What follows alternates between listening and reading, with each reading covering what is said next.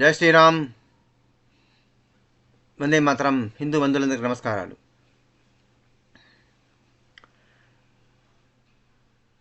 ఇప్పుడు శ్రీ ఘంటసాల గారి భగవద్గీతను గుర్తు తెచ్చుకుంటే ఘంటసాలను తిరస్మరణీయుడు. ఆయనను మనం గుర్తు చేసుకోకుండా ఉండలేము. ఘంటసాల భగవద్గీత సినానిమస్ అయిపోయినాయి. అది కేవలం తెలుగు రాష్ట్రాల్లోనే కాదు, భగవద్గీత, ఘంటసాల గారి భగవద్గీత ప్రపంచవ్యాప్తంగా ప్రసిద్ధి చెందింది. అది ఇక భగవద్గీత అంటే ఘంటసాల గారిదే. ఎంతమంది పాడినా, తర్వాత ఎంతమంది సింగర్స్ పాడినప్పటికీ కూడా వారి రేంజ్లో కూడా పాడడం అనేది అసాధ్యం. ఎందుకంటే ఆయన దేవతాంశంలో పుట్టినటువంటి వాడు, సాధారణమైన వాడు కాదు. నా విశ్వాసం అది. నేనే కాదు, కోట్ల మంది అలాగే అనుకుంటారు. సో నా కర్ణ కఠోరమైన గొంతుతో ఒక ఒక 2 శ్లోకాలు, గీతలోని శ్లోకాలు చదివి ఘంటసాల గారికి వారి పాదాలకు నమస్కారాలు చెప్పుకొని కృతజ్ఞత చెప్పుకుందాం అనుకుంటున్నాను నేను. అంతే అంతే తప్ప ఇది పాడడానికి సాహసించడం అనేది తప్పే. First of all I admit I'm not a singer. పార్థాయ ప్రతిబోధితాం భగవతా నారాయణేన స్వయం వ్యాసేన మునినాం పురాణమునినాం మధ్యే మహాభారతం అద్వైతామృతవర్షిణీం భగవతీం అష్టాదశాధ్యాయిని అంబా త్వామనుసందధామి భగవద్గీతే భవద్వేషిణీం భగవద్గీతే భవద్వేషిణీం. భగవద్గీత మహాభారతం యొక్క సమగ్ర సారాంశము. ఇందు భగవంతుడైన శ్రీకృష్ణుడు అర్జునులకు ఉపదేశించిందే గీతాశాస్త్రము అనే ఇంట్రొడక్షన్తో మనను ఈ భూలోకం నుంచి వైకుంఠానికి, దేవలోకానికి తీసుకువెళ్ళిన వారు శ్రీ ఘంటసాల గారు.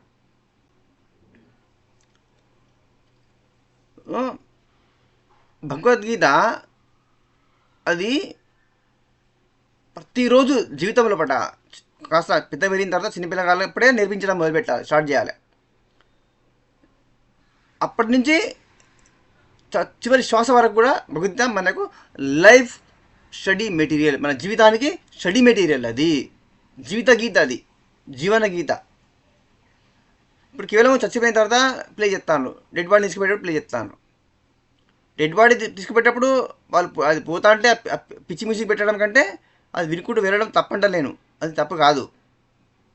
కానీ కేవలం అక్కడే పరిమితం చేయడం దాన్ని అవమానించడం కాదా, అది insult చేసినట్టండి.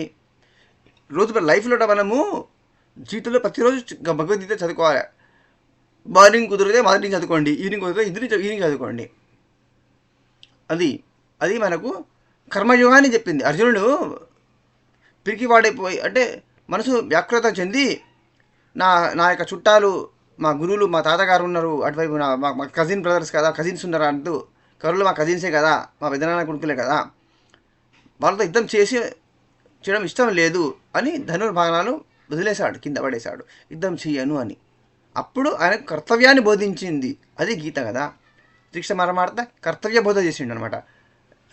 Do your duty Arjuna, you got to do this job. ఇది నీ కర్తవ్యము. నువ్వు క్షత్రియుడిగా పుట్టినందుకు నువ్వు క్షత్రియుడిగా నీ ధర్మాన్ని నువ్వు పాటించవలసిందే అని ఉత్సాహపరిచి అతన్ని యుద్ధోన్ముఖుడిని చేసింది గీత.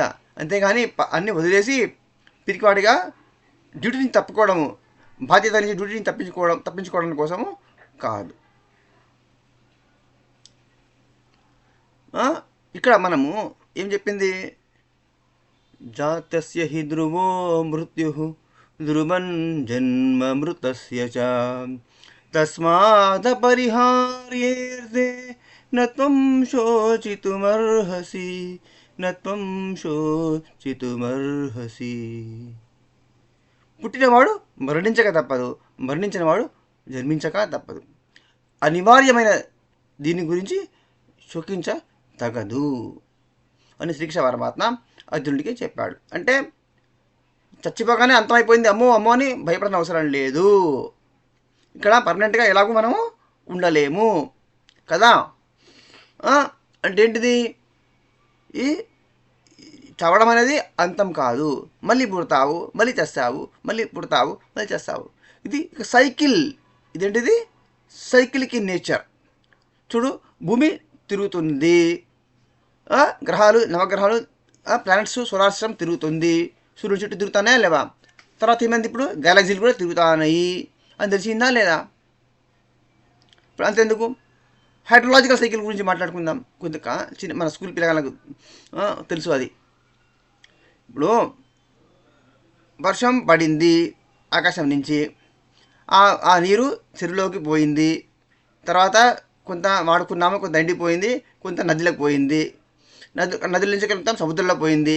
ఎందుకంటే డ్యాములు కట్టరు కదా మన దగ్గర, సరిపోవు కదా.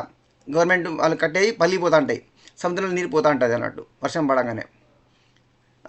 అప్పుడు ఆ సముద్రంలో ఏమైంది, ఎండ బాగా పడి నీరు ఆవిరిగా మారి మళ్ళీ ఆకాశంలోకి వెళ్ళింది.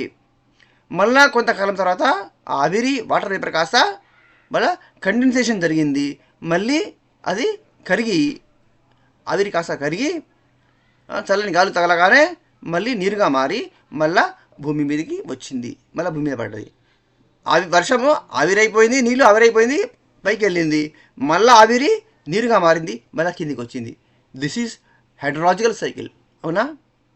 అంటే ఈ ప్రపంచంలో ప్రతిదీ కూడా సైక్లిక్ నేచర్లో ఉన్నది. చెప్పిన ఏకైక ధర్మము సనాతన ధర్మం ఒకటి మాత్రమే.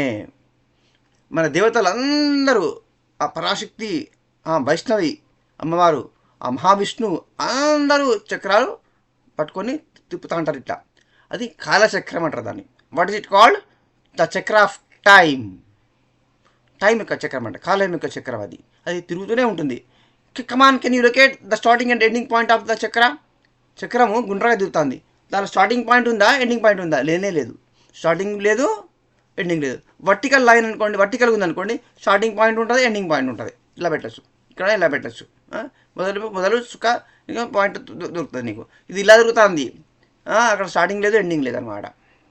చూడు, 200 కోట్ల సంవత్సరాల కింద భూమిని శ్రీ వరాహ నరసింహస్వామి అవతారంలో పట భూమిని పైకి ఎత్తిండట. అది గుండ్రంగా ఉన్నది. అంటే గెలీలియో వాళ్ళకి చెప్పిండు భూమి గుండ్రంగా ఉండును అని. మనకు కాదు. మనకు 200 కోట్ల ఏళ్ళ కిందనే శ్రీ వరాహ నరసింహస్వామి అవతారంలో పట భూమిని ఇట్లా పైకి ఎత్తిండు, అది గుండ్రంగా ఉంటుందని మన పురాణాలలో కూడా ఎప్పుడో రాయబడింది. అది మన వాళ్ళకి ఎప్పుడో తెలుసు. అంటే చచ్చినవాడు మళ్ళీ పుడతాడు, మళ్ళీ చస్తాడు, ఇవన్నీ సైక్లిక్ నేచర్లో ఉన్నాయన్నాక దీని నుంచి భయపడేందుకు?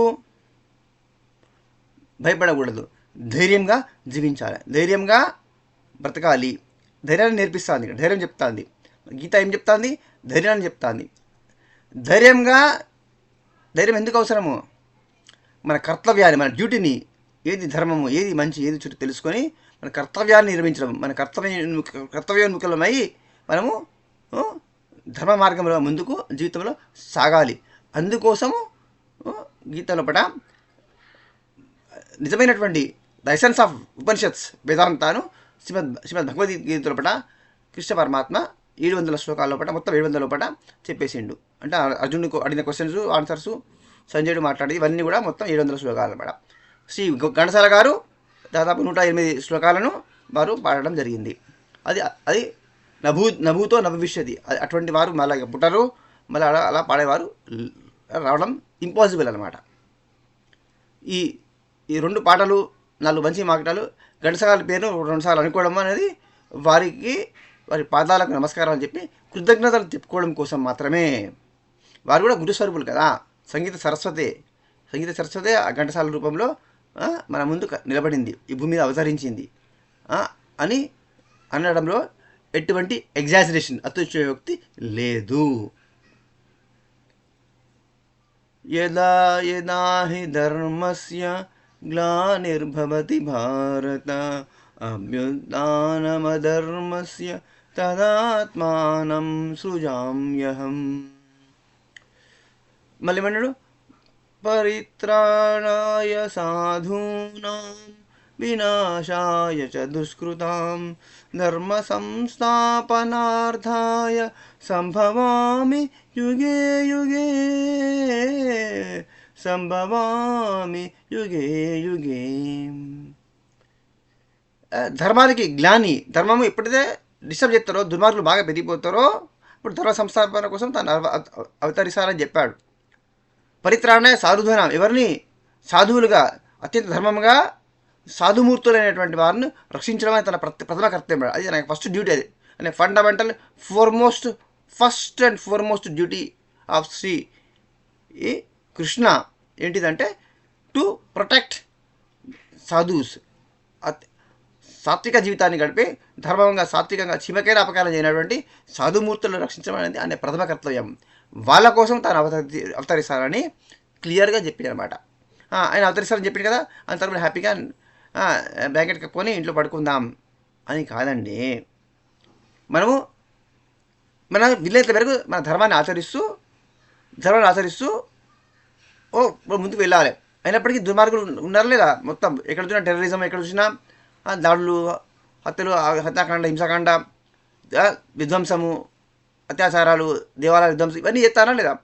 ఈ దుర్మార్గులకు ఎప్పుడప్పుడు ఎండ్ పాయింట్ వస్తుంది అని మనం మొత్తం ఆయనే వస్తాడు, ఆయన ఒక్కడే వస్తాడు, అందరూ మనం ఏం ఊరికే కూర్చోవాలని కాదు. మనం మన కర్తవ్యాన్ని మనం నివర్తించుకు వెళ్తుంటే ఆయన మనకు సహాయం చేస్తాడు. అర్జునుడిని ఏమని చెప్పిండు? You fight your own battle, నీ ఇదాన్ని నువ్వే చేయి, నేను పట్టుకొని హెల్ప్ చేయను, నేను ఆయుధం పట్టుకోను, నేను వెపన్ యూజ్ చేయను, నీకు సలహాలు ఇస్తాను, నీకు మంచి ప్లాన్స్ చెప్తాను, స్ట్రాటజీస్ చెప్తాను అని, నీకు కావాలంటే రథాన్ని నడిపిస్తాను అని చెప్పాడు. కానీ ఆయన డైరెక్ట్గా యుద్ధంలో పాల్గొనలేదు. అంటే ప్రతి ఒక్కరూ తమ యొక్క జీవిత పోరాటం తమే చేయాలి. మనం కరెక్ట్ చేసినప్పుడు ఆయన యొక్క హెల్ప్ మనకు దొరుకుతుంది అని గీత యొక్క సందేశం అండి.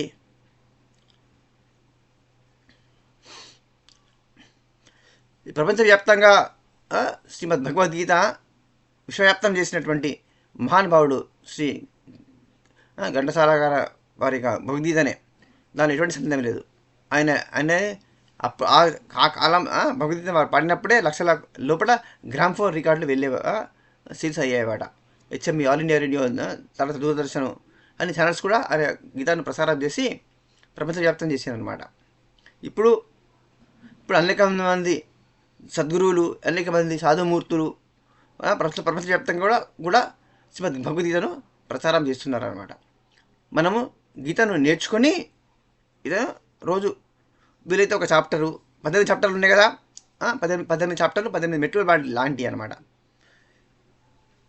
రోజు ఒక చాప్టరు, కాకపోతే రోజు ఒక హాఫ్ చాప్టరు, కాకపోతే రోజు 4 శ్లోకాలు అర్థం కూడా తెలుసుకొని మనము ముందుకు వెళ్ళేది ఉంటే మన జీవితాన్ని తీర్చిదిద్దుకునే వాళ్ళు అవుతాము, మన జీవితాన్ని చక్కబెట్టుకోగలుగుతాం అనమాట. అది స్టడీ మెటీరియల్ అనమాట. అది అప్పుడు ఏమవుతుంది తెలుసా, గీతను మన జీవితంలో అది ఇంటిగ్రల్ పార్ట్, అది మన అంతర్భాగమైనప్పుడు బ్రహ్మార్పణం బ్రహ్మభిః బ్రహ్మాగ్నౌ బ్రహ్మణాహుతం బ్రహ్మైవ తేన గంతవ్యం బ్రహ్మకర్మ సమాధినా.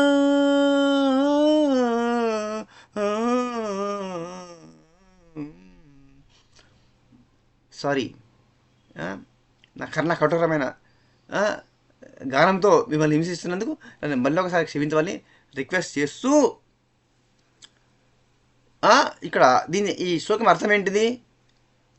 బ్రహ్మ, యజ్ఞం చేసేవాడు బ్రహ్మనే. యజ్ఞంలో వాడుతున్నటువంటి వస్తువులు ఏమైతే వేస్తున్నారో, హవిస్ లోపడిస్తున్నటువంటి ఆ నెయ్యి, ఏమేమి పదార్థాలు వేస్తున్నారో, పండ్లు ఏమైనా ఇస్తున్నారో అవన్నీ కూడా బ్రహ్మనే. చేసేవాడు బ్రహ్మనే, చేయించేవాడు బ్రాహ్మణుడు, వేదం చదివేటాడు ఆయన బ్రహ్మనే. యజ్ఞం లోపల యజ్ఞానికి ఫలాన్ని నిర్ణయించేవాడు ఎవరు? శ్రీకృష్ణ పరమాత్మ, ఆయన బ్రహ్మనే. ఆయన రిజల్ట్ ఏంటిది? మనకు ఆయన రిజల్ట్ ఇస్తారు కదా యజ్ఞం చేసినోడికి, ఆ రిజల్ట్ కూడా బ్రహ్మనే. అంటే అర్థం ఏంటిదంటే, మనము దీన్ని ఫాలో అవ్వకుండా మనం వెళ్ళేది ఉంటే ఒకరోజు నీ జీవితం మారిపోయి మెల్లమెల్లగా మారిపోయి ఒక స్టెప్ బై స్టెప్ ఒకటిసారి మొత్తం ఇలా ఆమెపై రేపు ఇంకొక కొత్త మొహం వస్తుంది అని కాదు, కొత్త అవతారం వచ్చేస్తుంది అట్లా కాదు. మన లైఫ్ మారిపోయి క్రమక్రమంగా ఈ మనిషి మనం మనిషిగా ఉన్న మనము మాధవుడు అవుతాం. అంటే బ్రహ్మగా, జీవుడే బ్రహ్మ అయిపోతాడు. అంటే నువ్వే బ్రహ్మ అవుతావు, నేనే బ్రహ్మనవుతాను అని చెప్తాంది. నువ్వు ఎప్పుడు నేను దేవుణ్ణి, నువ్వు నా కాళ్ళ దగ్గర ఉండాలి అని చెప్పేది దేవుడు ఎట్లయితాడు? నేను శాశ్వతంగా నన్ను నమ్ము, లేకపోతే నేను శాశ్వతంగా నమ్మకుంటే శాశ్వతమైన నరకంలో పడేస్తా. నన్ను నమ్మిననుకో, నువ్వు ఎంతమంది రేపు చేసినా, ఎంతమంది చంపినా కూడా నన్ను ఫాలో అయ్యి ఉంటే చాలు, నన్ను ఫాలో అయ్యి నా బుక్ని ఫాలో అయ్యి అనుకో, నీకు స్వర్గం ఇస్తా, అక్కడ మస్తు ఎంజాయ్ చేయొచ్చు. ఇది దేవుడా? దేవుడు ఇంత క్రూరంగా లాగా ఉంటాడా? గీతను నేర్చుకుందాం, మన నుదిటి గీతను మార్చుకుందాం. Please share and subscribe. జై శ్రీరామ్, జై శ్రీకృష్ణ, వందే మాతరం.